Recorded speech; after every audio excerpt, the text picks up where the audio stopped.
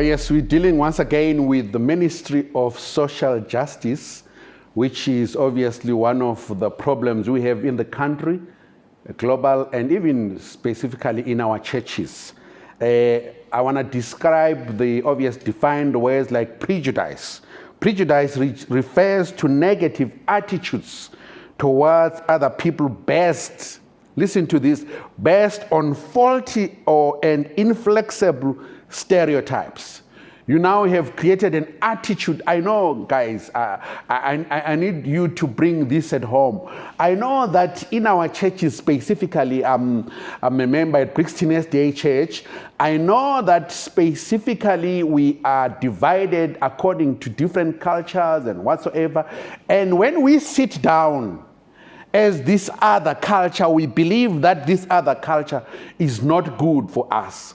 To a point that when people even come, new members are coming of this other culture, we feel that now this church is no longer good for me.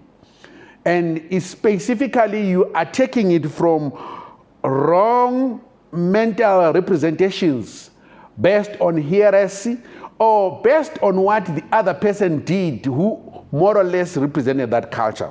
But let's also look at what it leads us to discrimination.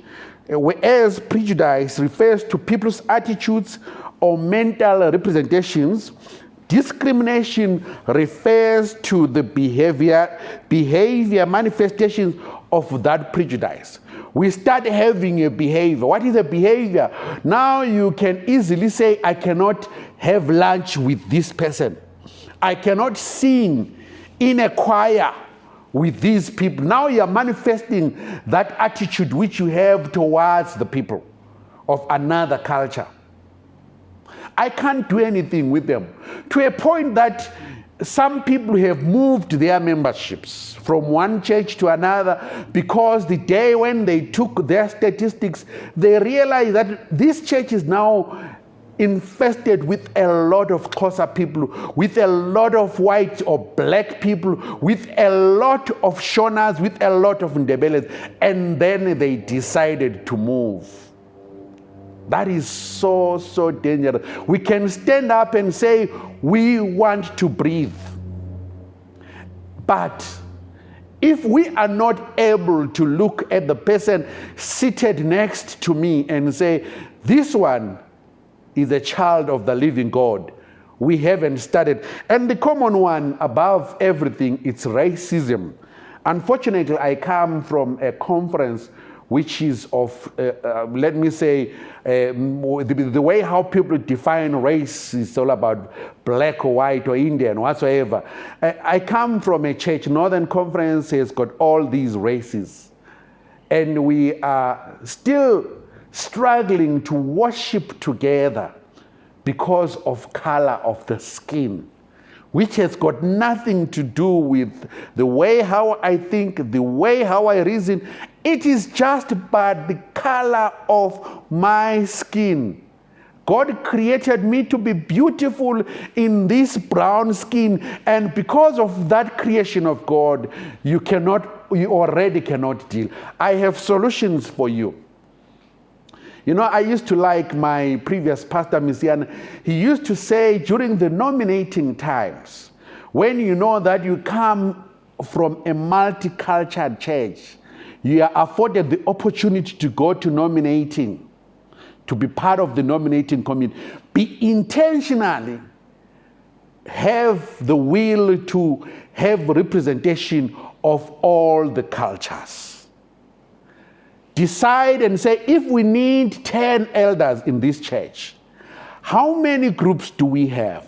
We have people who speak Xhosa, we have people who speak Ndebele, we have white people, we have colored. Can we have a representation for each and every culture so that they also feel at home? When you are leading in music, can you use a language which accommodates everybody? When you are to preach, can you use a language which accommodates everybody? We speak English not because we love English, but we know that there are so many ears which understand English.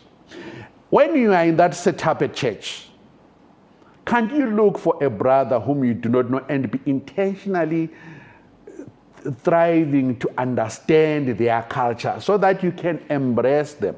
There is a Kenya brother at your church. There is somebody from Zimbabwe, from Zambia. Can't you stand up and walk and say, I want to understand how the Zambians do, how the Zambians worship, how the Kenyans worship. Invite them in your space. And then together we can hold hands and say we do not want to be racist, to be tribalist.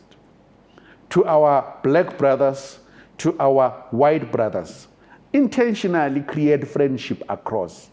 Are we preparing for the second coming, or we are preparing to be shining in our small churches which do not share love with other ethnic groups?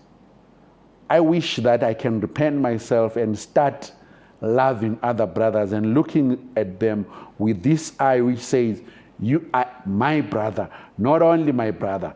I want, when I'm around you, to be able to breathe, knowing that we are not suffocating me down, but we are able to elevate. But there are so many other social injustices which we can even deal with in our later stage. Social injustices like looking at other people's education and think that you don't value them. Those who are poor, you think that they cannot contribute, they don't belong to the church board. Those who can't give good offerings, or probably the offerings which you measure and you say it's not good, you believe that cannot belong to your group. I urge you that you start looking at people with the lenses of how Jesus Christ will have looked at us. He looks at us and he sees his blood and say we are all saved in his blood. May the Lord keep you blessed as you ponder on these questions, which will help us to have social justice and create environments which are comfortable for all God's children. May you keep blessed. Let us listen to the next song before the main sermon. God bless you.